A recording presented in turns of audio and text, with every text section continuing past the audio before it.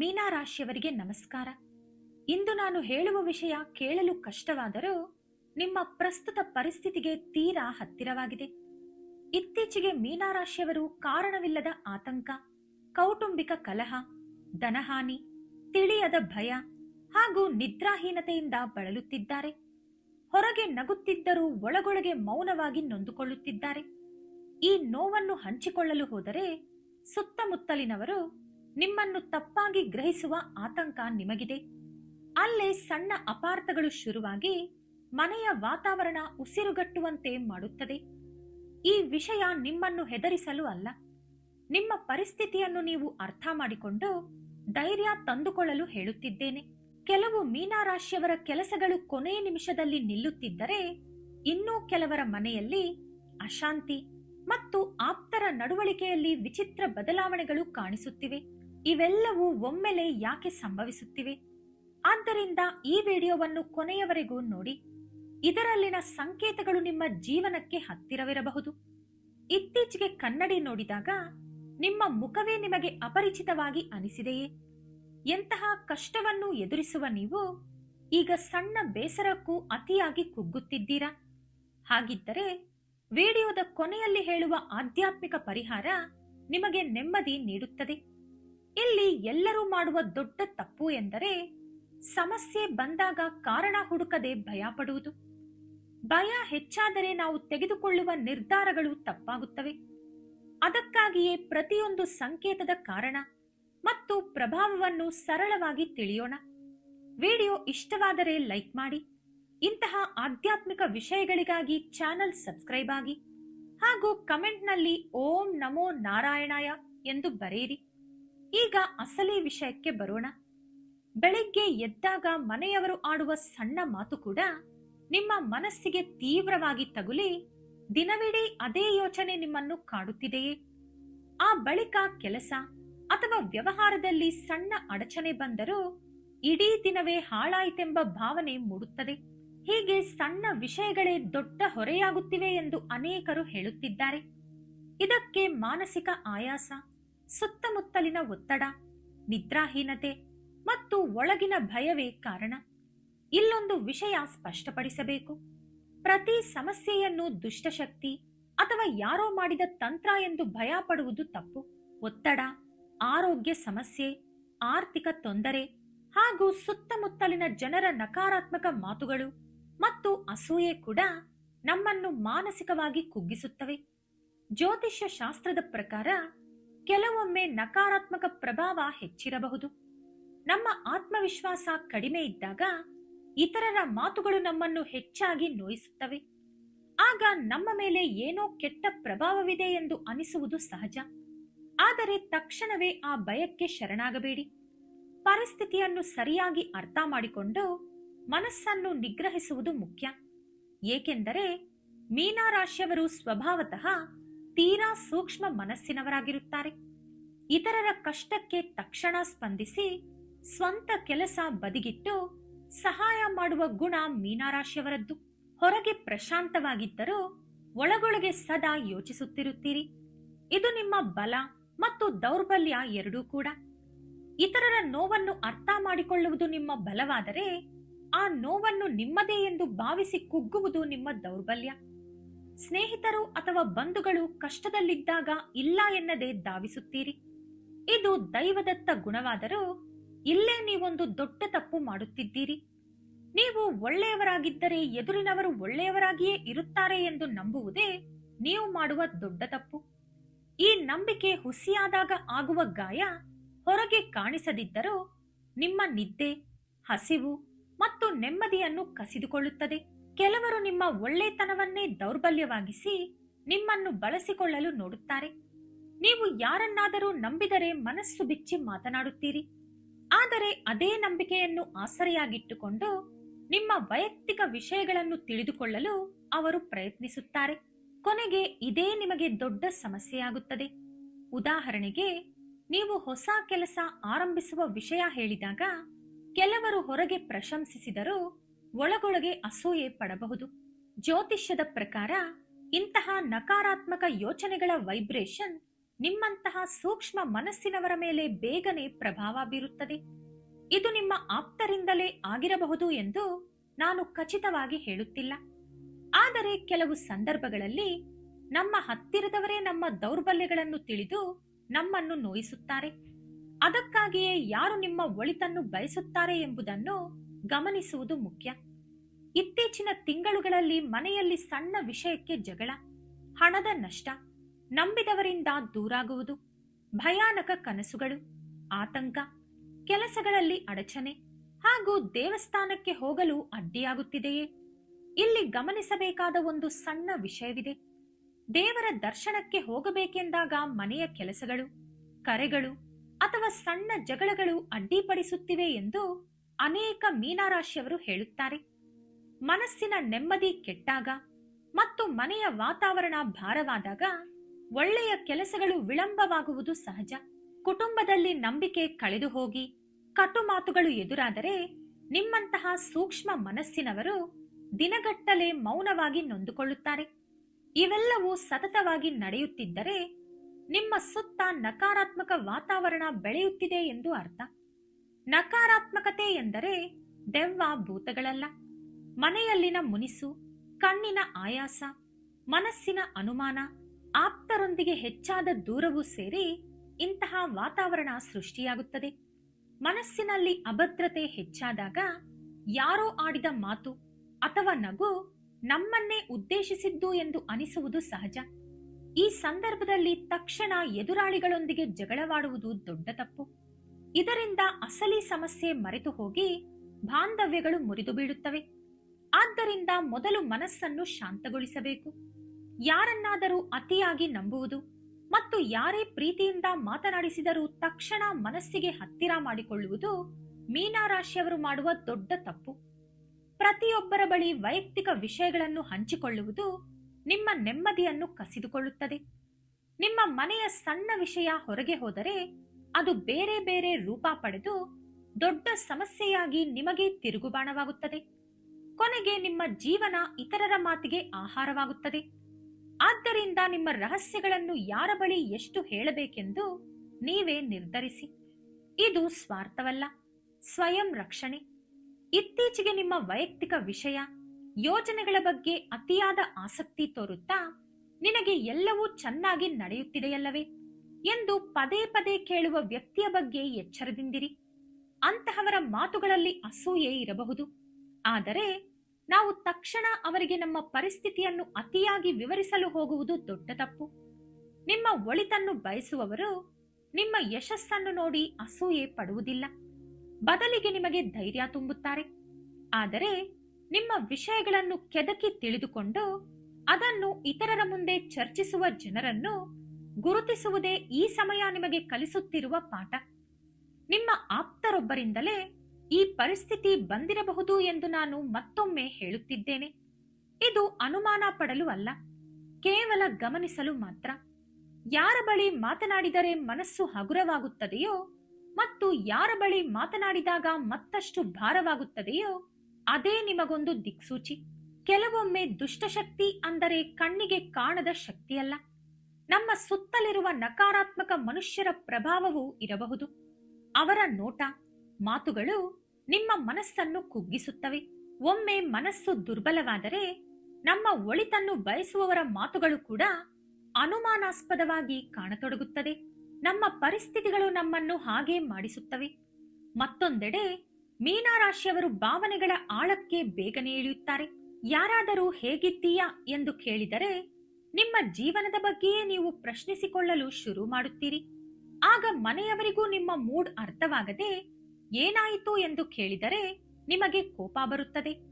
ಯಾರೂ ನನ್ನನ್ನು ಅರ್ಥ ಮಾಡಿಕೊಳ್ಳುತ್ತಿಲ್ಲ ಎಂಬ ಭಾವನೆಯೇ ಕುಟುಂಬದಲ್ಲಿ ದೂರವನ್ನು ಸೃಷ್ಟಿಸುತ್ತದೆ. ಆದ್ದರಿಂದ ನಿಮ್ಮೊಳಗಿನ ಭಾವನೆಗಳನ್ನು ಮೊದಲು ನೀವೇ ಅರ್ಥ ಮಾಡಿಕೊಳ್ಳುವುದು ಮುಖ್ಯ. ಈ ಸಮಯದಲ್ಲಿ ಮೀನರಾಶಿಯವರಲ್ಲಿ ಮುಖ್ಯವಾಗಿ 3 ವಿಷಯಗಳು ಹೆಚ್ಚಾಗಿ ಕಾಣಿಸಿಕೊಳ್ಳಬಹುದು. ಮೊದಲನೆಯದು ಮಾನಸಿಕ ಆಯಾಸ. ಅತಿ ಹೆಚ್ಚು ಕೆಲಸ ಮಾಡದಿದ್ದರೂ ದಣಿವಾಗುವುದು, ಮನಸ್ಸು ಸದಾ ಭಾರವಾಗಿರುವುದು ಮತ್ತು ಕೆಲಸದ ಮೇಲೆ ಗಮನವಿಡಲು ಸಾಧ್ಯವಾಗದಿರುವುದು. ಬೆಳಗ್ಗೆ ಎದ್ದ ತಕ್ಷಣವೇ ಆತಂಕ ಶುರುವಾಗುವುದು. ಹಾಗೂ ಸಣ್ಣ ಕೆಲಸಕ್ಕೂ ನಿರಾಸಕ್ತಿ ಮೂಡುವುದು ಇದರ ಲಕ್ಷಣಗಳು. ನಮ್ಮ ಶಕ್ತಿ ಕುಂದಿದಾಗ ಇಂತಹ ಭಾವನೆಗಳು ಕಾಡುತ್ತವೆ. ಎರಡನೆಯದು, ಮನೆಯಲ್ಲಿ ನೆಮ್ಮದಿ ಕಡಿಮೆಯಾಗುವುದು. ಹಿಂದೆ ನಗುವಿಗೆ ಕಾರಣವಾಗುತ್ತಿದ್ದ ಸಣ್ಣ ವಿಷಯಗಳೇ ಈಗ ಜಗಳಕ್ಕೆ ದಾರಿ ಮಾಡಿಕೊಡುತ್ತಿವೆ ಮತ್ತು ಕುಟುಂಬಸ್ಥರ ನಡುವೆ ಅಪಾರ್ಥಗಳು ಹೆಚ್ಚಾಗುತ್ತಿವೆ. ಖಂಡಿತವಾಗಿಯೂ ಇದನ್ನು ನಿರ್ಲಕ್ಷಿಸಬಾರದು. ಏಕೆಂದರೆ ಮನೆಯಲ್ಲಿ ನೆಮ್ಮದಿ ಇಲ್ಲದಿದ್ದರೆ ಹೊರಗೆ ಎಷ್ಟೇ ಸಾಧಿಸಿದರೂ ಮನಸ್ಸಿಗೆ ತೃಪ್ತಿ ಸಿಗುವುದಿಲ್ಲ. ಮೂರನೆಯದು, ನಿದ್ರೆಯ ಸಮಸ್ಯೆಗಳು. ರಾತ್ರಿ ಮಧ್ಯದಲ್ಲಿ ದಿಢೀರನೆ ಎಚ್ಚರವಾಗುವುದು, ಕೆಟ್ಟ ಕನಸುಗಳು ಬೀಳುವುದು ಮತ್ತು ಬೆಳಿಗ್ಗೆ ಎದ್ದ ಮೇಲೂ ಸುಸ್ತಾಗಿಯೇ ಇರುವುದು. ಇತ್ತೀಚೆಗೆ ಅನೇಕರು ಇದೇ ಸಮಸ್ಯೆಯನ್ನು ಹೇಳುತ್ತಿದ್ದಾರೆ. ಇನ್ನೂ ಕೆಲವೊಮ್ಮೆ ನಿದ್ದೆಯಲ್ಲೇ ಇದ್ದಕ್ಕಿದ್ದಂತೆ ಎದೆ ನಡುಕ ಉಂಟಾಗಿ ಎಚ್ಚರವಾಗುವುದು. ಯಾವುದೋ ನಿಗೂಢ ಬೇಸರ ಅಥವಾ ಏನನ್ನೋ ಕಳೆದುಕೊಂಡೆ ಎಂಬ ಭಾವನೆ ಮೂಡುವುದು ಕೂಡ ತೀವ್ರ ಒತ್ತಡದ ಲಕ್ಷಣಗಳು. ಇವು ಕಾಣಿಸಿಕೊಂಡರೆ ಅಸ್ತಿತ್ವದಲ್ಲೇ ಅಲಕ್ಷ್ಯ ಮಾಡಬೇಡಿ. ಏಕೆಂದರೆ ನನ್ನನ್ನು ಸರಿಯಾಗಿ ಕಾಪಾಡು ಎಂದು ನಿಮ್ಮ ಶರೀರವೇ ನಿಮಗೆ ನೀಡುತ್ತಿರುವ ಸಂಕೇತವಿದು. ಆದರೆ ಇದಕ್ಕಾಗಿಯೇ ನೀವು ಭಯ ಪಡುವ ಅಗತ್ಯವಿಲ್ಲ. ಭಯ ಹೆಚ್ಚಾದರೆ ಮನಸ್ಸು ಮತ್ತಷ್ಟು ದುರ್ಬಲವಾಗುತ್ತದೆ. ನೀವು ಮಾಡಬೇಕಾದದ್ದು ಒಂದೇ, ಪರಿಸ್ಥಿತಿಯನ್ನು ಜಾಗರೂಕತೆಯಿಂದ ಗಮನಿಸುವುದು. ಸಮಸ್ಯೆ ಯಾವಾಗ ಹೆಚ್ಚಾಗುತ್ತದೆ, ಯಾರ ಮಾತು ಕೇಳಿದಾಗ ನಿಮ್ಮ ಮನಸ್ಸಿಗೆ ನೋವಾಗುತ್ತದೆ, ಯಾವ ಸಮಯದಲ್ಲಿ ಆತಂಕ ಜಾಸ್ತಿಯಾಗುತ್ತದೆ ಎಂಬುದನ್ನು ಗಮನಿಸಿ. ಕೆಲವರಿಗೆ ಸಂಜೆ ಕತ್ತಲಾಗುತ್ತಿದ್ದಂತೆ ಆತಂಕ ಹೆಚ್ಚಾದರೆ, ಇನ್ನೂ ಕೆಲವರಿಗೆ ರಾತ್ರಿಯ ನಿಶ್ಶಬ್ದದಲ್ಲಿ ಭಯವಾಗುತ್ತದೆ. ಮತ್ತೊಬ್ಬರಿಗೆ ಬೆಳಿಗ್ಗೆ ಎದ್ದ ತಕ್ಷಣವೇ ಮನಸ್ಸು ಭಾರವೆನಿಸುತ್ತದೆ. ಈ ಸಣ್ಣ ಅವಲೋಕನವೇ ನಿಮ್ಮನ್ನು ನೀವು ರಕ್ಷಿಸಿಕೊಳ್ಳಲು ಇಡುವ ಮೊದಲ ಹೆಜ್ಜೆ. ಇಲ್ಲಿ ಹೆಚ್ಚಿನವರು ಮಾಡುವ ದೊಡ್ಡ ತಪ್ಪು ಎಂದರೆ, ನನಗೆ ಹೀಗೇಕೆ ಆಗುತ್ತಿದೆ ಎಂದು ದಿನವಿಡೀ ಅದೇ ಯೋಚನೆಯಲ್ಲಿ ಮುಳುಗಿರುವುದು. ಹಾಗೆ ಮಾಡಿದರೆ ಆ ನಕಾರಾತ್ಮಕ ಯೋಚನೆ ಮತ್ತಷ್ಟು ದೊಡ್ಡದಾಗುತ್ತಾ ಹೋಗುತ್ತದೆ. ಆದ್ದರಿಂದ ಪರಿಸ್ಥಿತಿಯನ್ನು ಕೇವಲ ಗಮನಿಸಿ. ನಿಮ್ಮ ಮೇಲೆ ನಿಮಗೆ ನಂಬಿಕೆ ಇರಲಿ.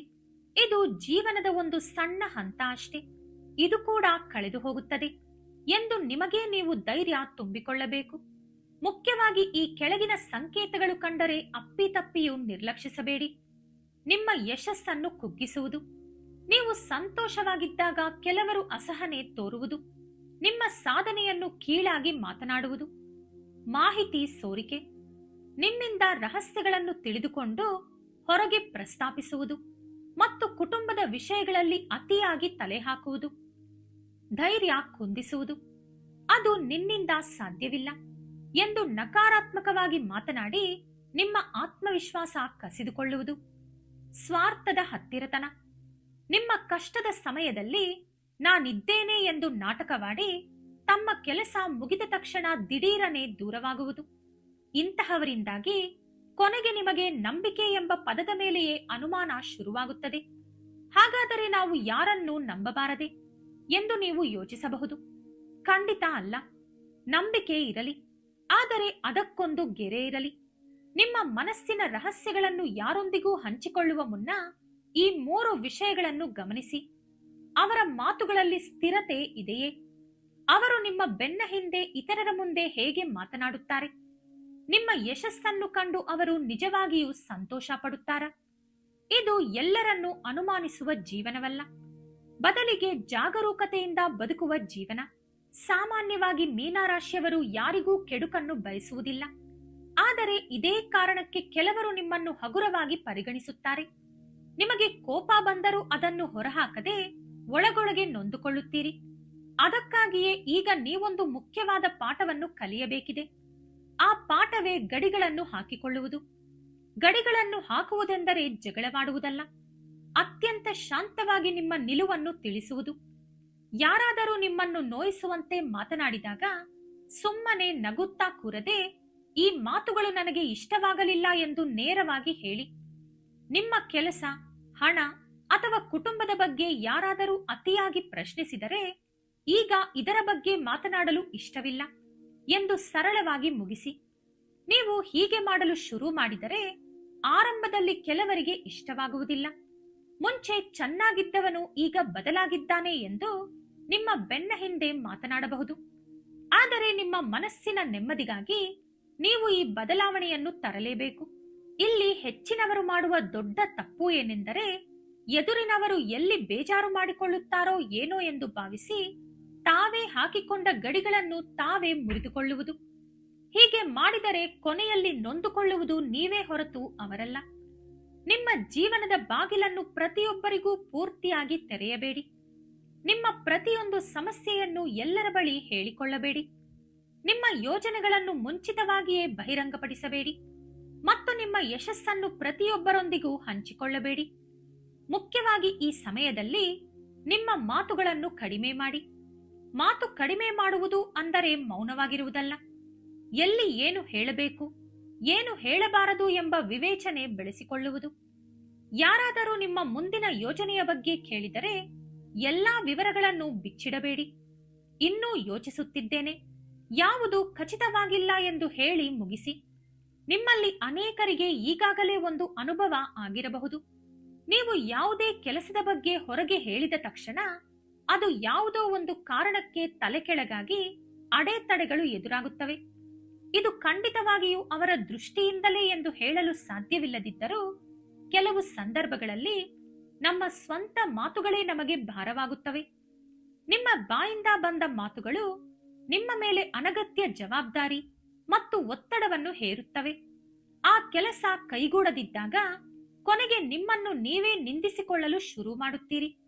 ಅದಕ್ಕಾಗಿಯೇ ಈ ಸಮಯದಲ್ಲಿ ಅತ್ಯಂತ ಕಡಿಮೆ ಮತ್ತು ಅಗತ್ಯವಿದ್ದಷ್ಟು ಮಾತ್ರ ಮಾತನಾಡುವುದು ತುಂಬಾ ಒಳ್ಳೆಯದು.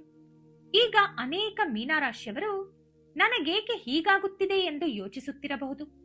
ಆದರೆ ನೆನಪಿಡಿ, ಜೀವನದಲ್ಲಿ ಬರುವ ಇಂತಹ ಕಠಿಣ ಪರಿಸ್ಥಿತಿಗಳು ನಮ್ಮ ಸುತ್ತಲಿರುವ ನಿಜವಾದ ಮನುಷ್ಯರನ್ನು ಗುರುತಿಸಲು ನಮಗೆ ಸಿಗುವ ಅವಕಾಶಗಳು.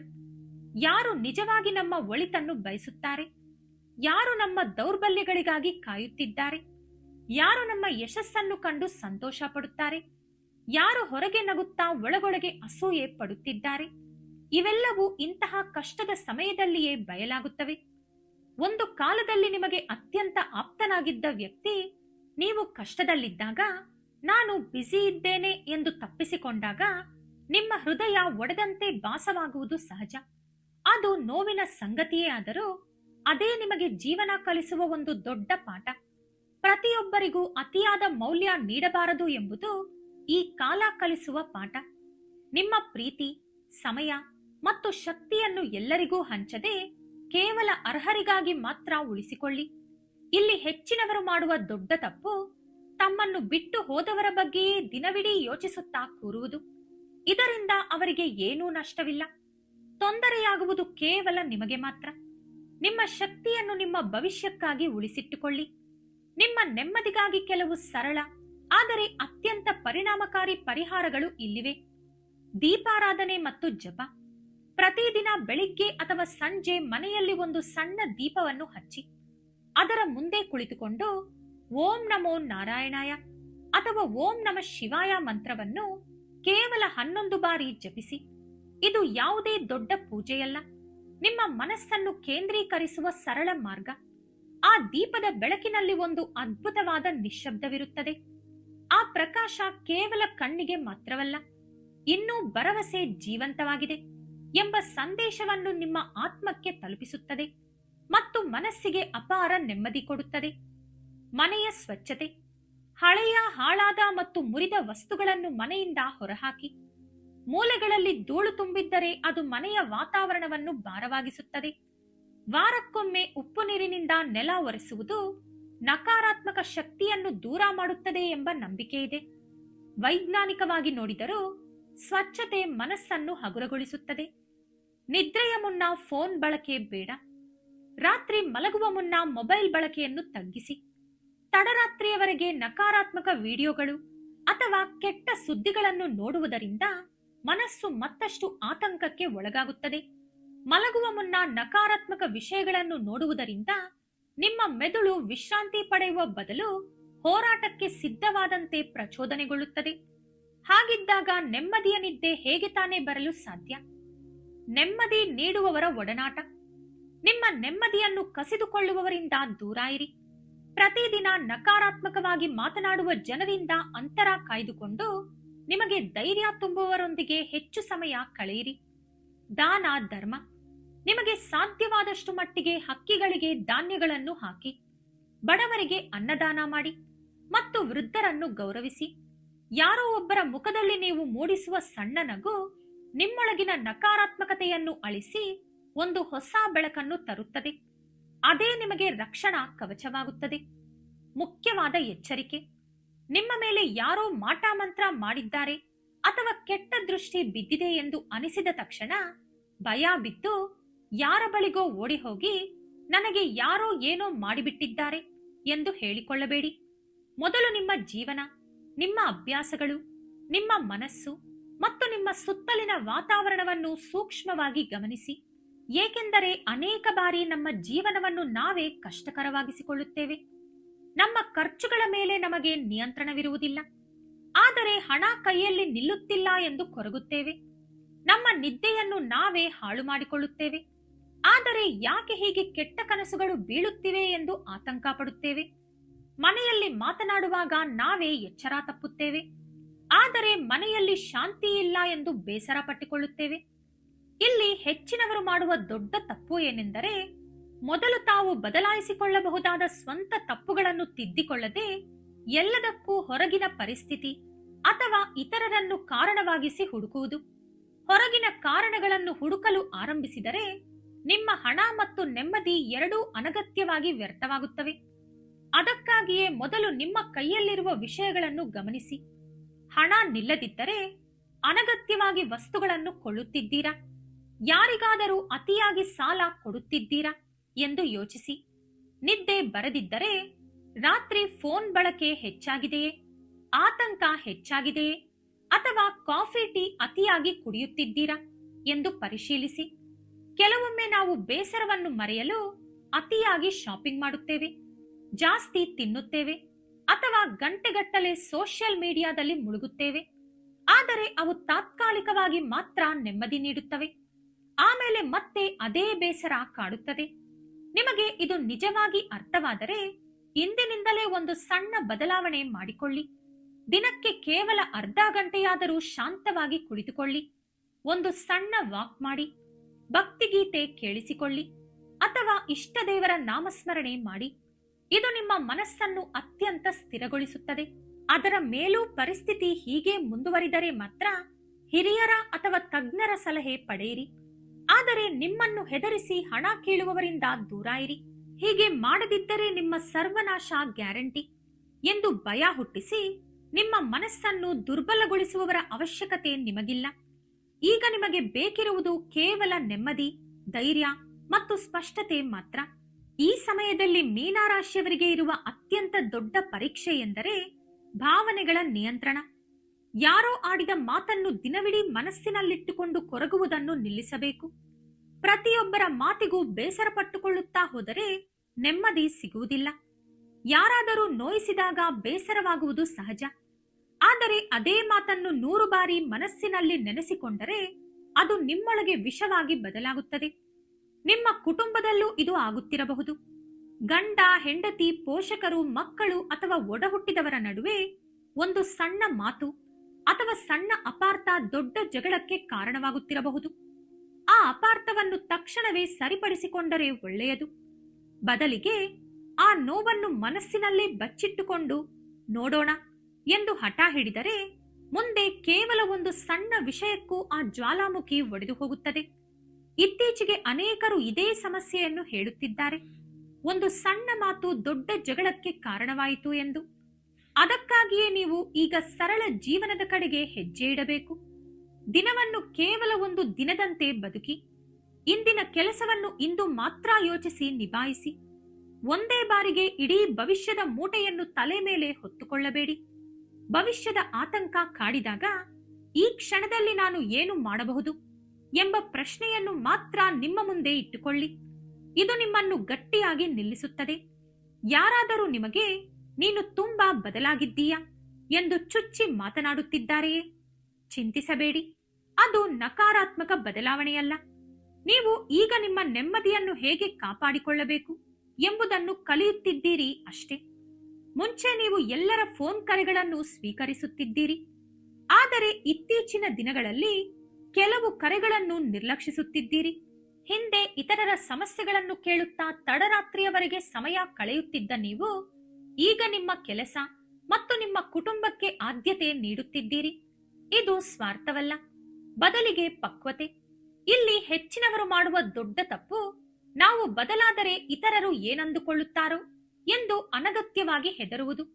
ಅವರು ಏನೇ ಅಂದುಕೊಂಡರೂ ಸರಿ, ನಿಮ್ಮ ನೆಮ್ಮದಿಯ ಮೇಲೆ ನಿಮಗೆ ಸಂಪೂರ್ಣ ಹಕ್ಕಿದೆ. ನಿಮ್ಮ ಸಂತೋಷ ನಿಮ್ಮದೇ ಜವಾಬ್ದಾರಿ. ನಿಮ್ಮ ಮನೆಯಲ್ಲಿ ನಗು ಇರಬೇಕಾದರೆ ಮೊದಲು ನೀವು ನಿಮ್ಮ ಮನಸ್ಸನ್ನು ರಕ್ಷಿಸಿಕೊಳ್ಳಬೇಕು. ನಿಮ್ಮ ಮನಸ್ಸನ್ನು ನೀವು ಕಾಪಾಡಿಕೊಂಡರೆ ಇಡೀ ಕುಟುಂಬವನ್ನು ಕಾಪಾಡಿದಂತೆ. ಈಗ ನಿಮಗಾಗಿ ಒಂದು ಸಣ್ಣ ಆಧ್ಯಾತ್ಮಿಕ ಅಭ್ಯಾಸ. ಪ್ರತಿದಿನ ರಾತ್ರಿ ಮಲಗುವ ಮುನ್ನ ಕೇವಲ 2 ನಿಮಿಷ ಕಣ್ಣು ಮುಚ್ಚಿ ನಿಮಗೆ ನೀವೇ ಹೀಗೆ ಹೇಳಿಕೊಳ್ಳಿ: ನನ್ನ ಮನಸ್ಸಿನ ಭಯ ದೂರಾಗಲಿ, ನನ್ನ ಮನೆಯಲ್ಲಿ ನೆಮ್ಮದಿ ನೆಲೆಸಲಿ, ನನಗೆ ಕೆಟ್ಟದ್ದನ್ನು ಬಯಸುವವರ ಪ್ರಭಾವ ಅಳಿದು ಹೋಗಲಿ, ಭಗವಂತನೇ ನನಗೆ ಧೈರ್ಯ ನೀಡು. ಈ ಒಂದು ಸಣ್ಣ ಪ್ರಾರ್ಥನೆ ನಿಮ್ಮ ಮನಸ್ಸಿಗೆ ಅಪಾರ ಶಕ್ತಿಯನ್ನು ನೀಡುತ್ತದೆ. ಪ್ರಾರ್ಥನೆಯು ನಮ್ಮೊಳಗಿನ ಆತಂಕದ ಚಂಡಮಾರುತವನ್ನು ನಿಧಾನವಾಗಿ ಶಾಂತಗೊಳಿಸುತ್ತದೆ. ನಾವು ದೇವರ ಬಳಿ ಹೋದ ತಕ್ಷಣ ಅವರು ಎಲ್ಲಾ ಸಮಸ್ಯೆಗಳನ್ನು ತೆಗೆದುಹಾಕುವುದಿಲ್ಲ. ಬದಲಿಗೆ ಆ ಸಮಸ್ಯೆಗಳನ್ನು ಎದುರಿಸುವ ಅದ್ಭುತ ಧೈರ್ಯವನ್ನು ನಮ್ಮಲ್ಲಿ ತುಂಬುತ್ತಾರೆ. ಅದೇ ನಿಜವಾದ ವರ. ನೀವು ಗಮನಿಸಿರಬಹುದು, ಪ್ರಾರ್ಥನೆ ಮಾಡಿದ ದಿನ ನಿಮಗೆ ಸಮಸ್ಯೆಗಳೇ ಬರುವುದಿಲ್ಲ ಎಂದು ಅಲ್ಲ, ಆದರೆ ಸಮಸ್ಯೆ ಬಂದಾಗಲೂ ನೀವು ಹೆಚ್ಚು ಸ್ಥಿರವಾಗಿ ಧೃತಿಗೆಡದೆ ಇರುತ್ತೀರಿ. ಅದೇ ಅತ್ಯಂತ ದೊಡ್ಡ ಬದಲಾವಣೆ. ಇನ್ನೊಂದು ಮುಖ್ಯ ವಿಷಯ, ಪ್ರಾರ್ಥನೆ ಮಾಡುವಾಗ ನಿಮ್ಮ ಮನಸ್ಸಿನಲ್ಲಿ ಯಾರ ಮೇಲಾದರೂ ಕೋಪವಿದ್ದರೆ ಅದನ್ನು ನಿಧಾನವಾಗಿ ಬಿಟ್ಟು ಬಿಡಲು ಪ್ರಯತ್ನಿಸಿ. ಅವರು ನನಗೆ ಹಾಗೆ ಮಾಡಿದರು ಎಂಬ ಬೇಸರವನ್ನು ಬಿಗಿಯಾಗಿ ಹಿಡಿದುಕೊಂಡು ಕೂತರೆ ನಿಮ್ಮ ಸಕಾರಾತ್ಮಕ ಶಕ್ತಿಯು ಅಲ್ಲೇ ಸಿಲುಕಿಕೊಂಡು ವ್ಯರ್ಥವಾಗುತ್ತದೆ. ಕೋಪವನ್ನು ಬಿಡುವುದೆಂದರೆ ಎಲ್ಲವನ್ನೂ ಮರೆತು ಬಿಡುವುದಲ್ಲ, ಬದಲಿಗೆ ನಿಮ್ಮ ನೆಮ್ಮದಿಗೆ ನೀವೇ ಮೊದಲ ಆದ್ಯತೆ ನೀಡುವುದು. ಮುಖ್ಯವಾಗಿ ಮೀನರಾಶಿಯವರು ಈಗೊಂದು ವಿಷಯವನ್ನು ನೆನಪಿನಲ್ಲಿಡಬೇಕು: ಭಯವೇ ನಿಮ್ಮ ಶತ್ರು. ನೀವು ಹೆದರಿದರೆ ಪ್ರತಿಯೊಂದು ಸಣ್ಣ ವಿಷಯವೂ ಬೆಟ್ಟದಂತೆ ಕಾಣುತ್ತದೆ. ಆದರೆ ನೀವು ಪ್ರಶಾಂತವಾಗಿದ್ದರೆ ಬಹುತೇಕ ಸಮಸ್ಯೆಗಳಿಗೆ ಪರಿಹಾರ ನಿಮ್ಮೊಳಗೆ ಸಿಗುತ್ತದೆ. ನಿಮ್ಮ ಜೀವನದಲ್ಲಿ ಯಾರು ಇರಬೇಕು, ಯಾರು ದೂರವಿರಬೇಕು, ಎಲ್ಲಿ ಬೇಡ ಎಂದು ಹೇಳಬೇಕು, ಎಲ್ಲಿ ನಿಮ್ಮ ಗಡಿಗಳನ್ನು ಹಾಕಿಕೊಳ್ಳಬೇಕು, ಎಲ್ಲವನ್ನೂ ನೀವು ಕಲಿಯಬೇಕಾದ ಸಮಯವಿದು. ಕೊನೆಯದಾಗಿ ಈ ಒಂದು ಪ್ರಮುಖ ಸಂಕೇತವನ್ನು ಎಂದಿಗೂ ನಿರ್ಲಕ್ಷಿಸಬೇಡಿ. ಯಾರ ಬಳಿಗೆ ಹೋದಾಗ, ಯಾರ ಫೋನ್ ಕರೆಯಲ್ಲಿ ಮಾತನಾಡಿದಾಗ ಅಥವಾ ಯಾರ ಮನೆಗೆ ಭೇಟಿ ನೀಡಿದ ತಕ್ಷಣ ನಿಮ್ಮ ಮನಸ್ಸು ಭಾರವಾಗುತ್ತದೆಯೋ ಅದು ನಿಮ್ಮ ಆಂತರ್ಯ ನೀಡುತ್ತಿರುವ ಅತ್ಯಂತ ಸ್ಪಷ್ಟವಾದ ಸಂಕೇತ. ಇಂತಹವರಿಂದ ತಕ್ಷಣವೇ ದೂರವಿರಿ. ಅಂತಹ ಸಂದರ್ಭಗಳಲ್ಲಿ ನಿಮ್ಮ ಮನಸ್ಸು ಅಲ್ಲಿ ನನಗೆ ನೆಮ್ಮದಿ ಇಲ್ಲ ಎಂದು ನಿಮಗೆ ಮುಂಚಿತವಾಗಿಯೇ ಎಚ್ಚರಿಸುತ್ತಿರುತ್ತದೆ. ಅದೇ ರೀತಿ ಯಾರಾದರೂ ನಿಮ್ಮ ಬಳಿ ಬಂದು ಇದು ನಿನ್ನ ಕೈಯಿಂದ ಆಗಲ್ಲ, ನೀನಿದನ್ನು ಮಾಡಲು ಸಾಧ್ಯವಿಲ್ಲ, ನಿನಗೆ ಇದು ಒಲಿಯುವುದಿಲ್ಲ ಎಂದು ಪದೇ ಪದೇ ನಕಾರಾತ್ಮಕವಾಗಿ ಹೇಳುತ್ತಿದ್ದರೆ ಅದು ಕೂಡ ನಿಮ್ಮ ಆಂತರ್ಯ ನೀಡುತ್ತಿರುವ ದೊಡ್ಡ ಸಂಕೇತವೇ ಆಗಿದೆ. ಇಂತಹ ಮಾತುಗಳು ನಿಮ್ಮೊಳಗೆ ನಿಧಾನವಾಗಿ ಭಯ ಮತ್ತು ಕೀಳರಿಮೆಯನ್ನು ಬಿತ್ತುತ್ತವೆ. ಇಲ್ಲಿ ಹೆಚ್ಚಿನವರು ಮಾಡುವ ದೊಡ್ಡ ತಪ್ಪೇನೆಂದರೆ ಅಂತಹವರ ಮಾತುಗಳೇ ನಿಜ ಎಂದು ನಂಬಿ ಕುಳಿತುಕೊಳ್ಳುವುದು. ನಿಮ್ಮ ಜೀವನದ ಕಥೆಯನ್ನು ನೀವೇ ಬರೆಯಬೇಕೇ ಹೊರತು ಬೇರೆಯವರು ಬರೆದ ಸ್ಕ್ರಿಪ್ಟ್ ಪ್ರಕಾರ ನೀವು ನಟಿಸಬೇಕಾದ ಅಗತ್ಯವಿಲ್ಲ. ಇನ್ನೊಂದು ಮುಖ್ಯವಾದ ವಿಷಯ, ನಿಮ್ಮ ಬೆಳವಣಿಗೆಯನ್ನು ಕಂಡು ಕೆಲವರು ಅಸೂಯೆ ಪಡುವುದು ಸಹಜ. ಅದಕ್ಕಾಗಿಯೇ ನಿಮ್ಮ ಪ್ರತಿಯೊಂದು ಯಶಸ್ಸನ್ನು ಎಲ್ಲರ ಮುಂದೆ ಹೇಳಿಕೊಳ್ಳಬೇಕಾದ ಅಗತ್ಯವಿಲ್ಲ. ಯಾವುದೇ ಕೆಲಸವಾದರೂ ಅದು ಸಂಪೂರ್ಣವಾಗಿ ಮುಗಿದ ನಂತರವೇ ಮಾತನಾಡಿ. ನಿಮ್ಮ ಯೋಜನೆಗಳನ್ನು ಮುಂಚಿತವಾಗಿಯೇ ಯಾರಿಗೂ ಬಹಿರಂಗಪಡಿಸಬೇಡಿ. ಇದು ಎಲ್ಲವನ್ನೂ ರಹಸ್ಯವಾಗಿಡಬೇಕು ಎನ್ನುವುದಕ್ಕಿಂತ ಹೆಚ್ಚಾಗಿ ನಿಮ್ಮ ಸಂಪೂರ್ಣ ಶಕ್ತಿ ನಿಮ್ಮ ಕೆಲಸದ ಮೇಲೆ ಇರಲಿ ಎಂಬ ಕಾರಣಕ್ಕಾಗಿ. ನಿಮ್ಮ ಮುಂದಿನ ಹೆಜ್ಜೆಯ ಬಗ್ಗೆ ಎಲ್ಲರ ಬಳಿ ಹೇಳುತ್ತಾ ಹೋದರೆ ನಿಮ್ಮ ಸಕಾರಾತ್ಮಕ ಶಕ್ತಿಯು ಮಾತುಗಳಲ್ಲೇ ವ್ಯರ್ಥವಾಗಿ ಹೋಗುತ್ತದೆ. ಕೆಲಸ ಮಾಡುವಾಗ ಎದುರಾಗುವ ಕಷ್ಟ, ಒತ್ತಡ ಮತ್ತು ಸಂದೇಹಗಳನ್ನು ನೀವೊಬ್ಬರೇ ಧೈರ್ಯದಿಂದ ಎದುರಿಸಬೇಕಾಗುತ್ತದೆ. ಅದಕ್ಕಾಗಿಯೇ ಮೀನರಾಶಿಯವರು ಇಂದಿನಿಂದಲೇ ಈ ಒಂದು ಸಣ್ಣ ಪದ್ಧತಿಯನ್ನು ರೂಢಿಸಿಕೊಳ್ಳಿ. ಯಾವುದೇ ನಿರ್ಧಾರ ತಡವಾದರೂ ತಕ್ಷಣವೇ ಎಲ್ಲರಿಗೂ ತಿಳಿಸಬೇಡಿ. ಕನಿಷ್ಠ 2 ದಿನಗಳ ಕಾಲ ಅದನ್ನು ನಿಮ್ಮಲ್ಲೇ ಇಟ್ಟುಕೊಳ್ಳಿ. ನಿಮ್ಮ ಮನಸ್ಸಿನಲ್ಲಿ ಆ ನಿರ್ಧಾರ ಸಂಪೂರ್ಣವಾಗಿ ಸ್ಥಿರವಾದ ನಂತರ ಕೇವಲ ಅಗತ್ಯವಿರುವವರಿಗೆ ಮಾತ್ರ ತಿಳಿಸಿ. ನಿಮ್ಮ ಅತ್ಯಂತ ಆಪ್ತರಾಗಿ ತಿರುಗುವ ಒಬ್ಬ ವ್ಯಕ್ತಿಯಿಂದಲೇ ನಿಮಗೆ ಇಂತಹ ಪರಿಸ್ಥಿತಿ ಎದುರಾಗಿರಬಹುದು ಎಂದು ಮತ್ತೊಮ್ಮೆ ನೆನಪಿಸುತ್ತಿದ್ದೇನೆ. ಇದು ನಿಮ್ಮಲ್ಲಿ ಎಲ್ಲರ ಮೇಲೂ ಅನುಮಾನ ಮೂಡುವಂತೆ ಮಾಡಲು ಅಲ್ಲ, ಬದಲಿಗೆ ನಿಮ್ಮ ಮಂದಹಾಸ ಮತ್ತು ಒಳ್ಳೆತನವನ್ನು ಬಳಸಿಕೊಂಡು ನಿಮ್ಮಿಂದಲೇ ಎಲ್ಲಾ ಮಾಹಿತಿ ಪಡೆದು ನಿಮ್ಮ ವಿರುದ್ಧವೇ ತಿರುಗುವವರು ಇರುತ್ತಾರೆ ಎಂಬ ಎಚ್ಚರಿಕೆಯಷ್ಟೇ. ಅವರನ್ನು ಗುರುತಿಸಿ ದೂರವಿಡುವುದು ನಿಮ್ಮದೇ ಜವಾಬ್ದಾರಿ. ಮೀನರಾಶಿಯವರು ಎಷ್ಟೋ ಬಾರಿ ಇತರರ ಕಷ್ಟಗಳನ್ನು ತಮ್ಮದೇ ಕಷ್ಟಗಳೆಂದು ಭಾವಿಸಿ ಮರುಗುತ್ತಾರೆ. ಇದು ನಿಮ್ಮ ವಿಶಾಲ ಹೃದಯದ ಸಂಕೇತ ಹೌದಾದರೆ, ಇದೇ ಗುಣ ನಿಮ್ಮ ಮನಸ್ಸನ್ನು ಅತಿಯಾದ ಆಯಾಸಕ್ಕೆ ದೂಡುತ್ತದೆ.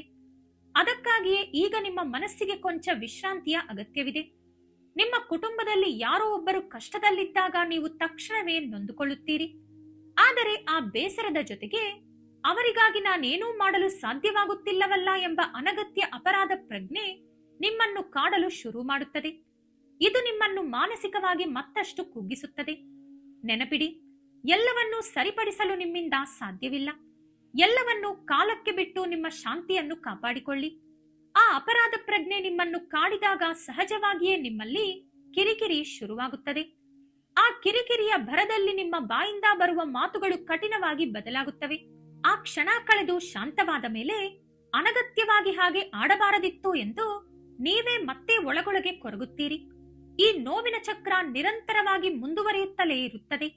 ಈ ಚಕ್ರಕ್ಕೆ ಬ್ರೇಕ್ ಹಾಕಲು ಒಂದೇ ಒಂದು ಮಾರ್ಗ, ನಿಮ್ಮ ಭಾವನೆಗಳನ್ನು ನೀವೇ ಸೂಕ್ಷ್ಮವಾಗಿ ಗಮನಿಸುವುದು. ಯಾವುದೇ ಸಂದರ್ಭದಲ್ಲಿ ಕೋಪ ಅಥವಾ ಒತ್ತಡ ಆವರಿಸಿದಾಗ ತಕ್ಷಣ ಪ್ರತಿಕ್ರಿಯಿಸದೆ ನಿಮಗೆ ನೀವೇ ಹೀಗೆ ಹೇಳಿಕೊಳ್ಳಿ, ಇದೇನೂ ನನ್ನ ತಪ್ಪಲ್ಲ, ಈಗ ನಾನು ತೀವ್ರ ಒತ್ತಡದಲ್ಲಿದ್ದೇನೆ, ಹಾಗಾಗಿ ನಾನೀಗ ಸ್ವಲ್ಪ ನಿಧಾನವಾಗಿ ಮತ್ತು ಯೋಚಿಸಿ ಮಾತನಾಡಬೇಕು.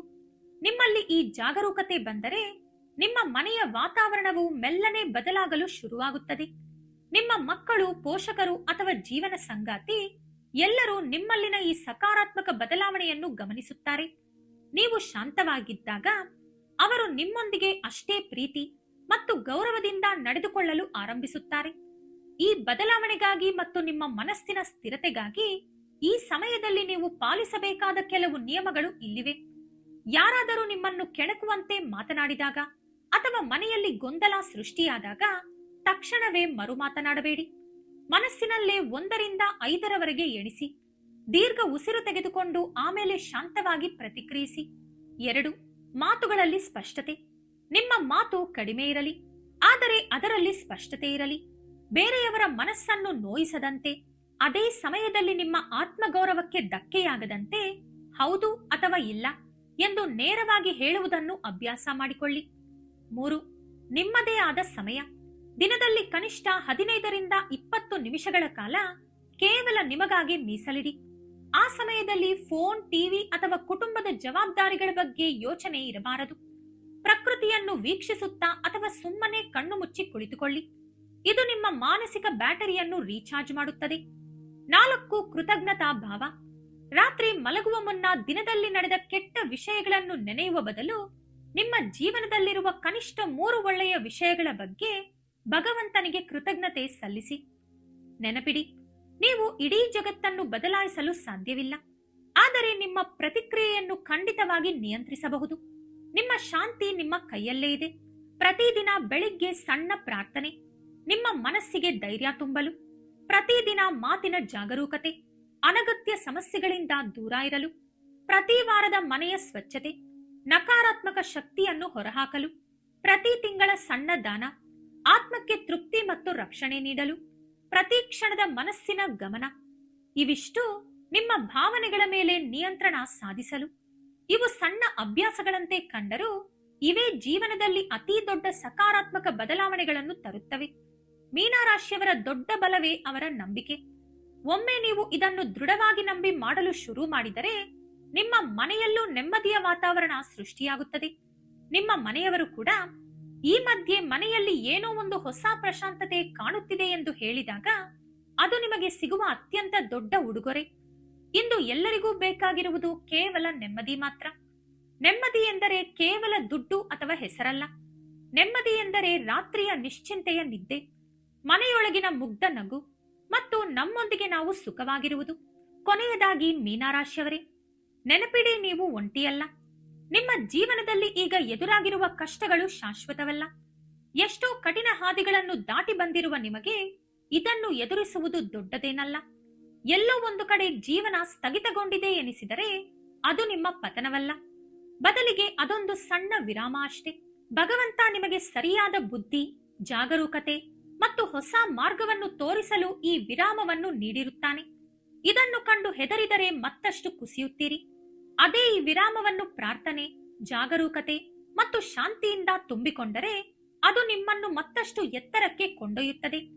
ಯಾರೇ ನಿಮಗೆ ಕೆಟ್ಟದ್ದನ್ನು ಬಯಸಲಿ, ಅಸೂಯೆ ಪಡಲಿ, ನೀವು ಮಾತ್ರ ನಿಮ್ಮ ಮಂದಹಾಸ ಮತ್ತು ಒಳ್ಳೆತನವನ್ನು ಬಿಡಬೇಡಿ. ಆದರೆ ಆ ಒಳ್ಳೆತನಕ್ಕೂ ಗಡಿ ಇರಲಿ. ನಿಮ್ಮ ಮೇಲಿನ ನಂಬಿಕೆ ಕೊಂಚ ಕಡಿಮೆ ಎನಿಸಿದ ತಕ್ಷಣ ಒಂದು ಸಣ್ಣ ದೀಪ ಹಚ್ಚಿ 2 ನಿಮಿಷ ಶಾಂತವಾಗಿ ಕುಳಿತು ನಿಮಗೆ ನೀವೇ ಧೈರ್ಯ ತುಂಬಿಕೊಳ್ಳಿ. ನಿಮ್ಮ ಮೇಲೆ ನಿಮಗೆ ನಂಬಿಕೆ ಇದ್ದರೆ ಇಡೀ ಜಗತ್ತೇ ಎದುರಾದರೂ ನೀವು ಜಯಶಾಲಿಯಾಗುತ್ತೀರಿ. ವಿಡಿಯೋ ಇಷ್ಟ ಆದ್ರೆ ಲೈಕ್ ಮಾಡಿ, ಶೇರ್ ಮಾಡಿ. ನಮ್ಮ ಚಾನೆಲ್ ಅನ್ನು ಸಬ್ಸ್ಕ್ರೈಬ್ ಮಾಡಿಕೊಂಡು ಬೆಲ್ ಐಕಾನ್ ಕ್ಲಿಕ್ ಮಾಡಿ. ಧನ್ಯವಾದಗಳು.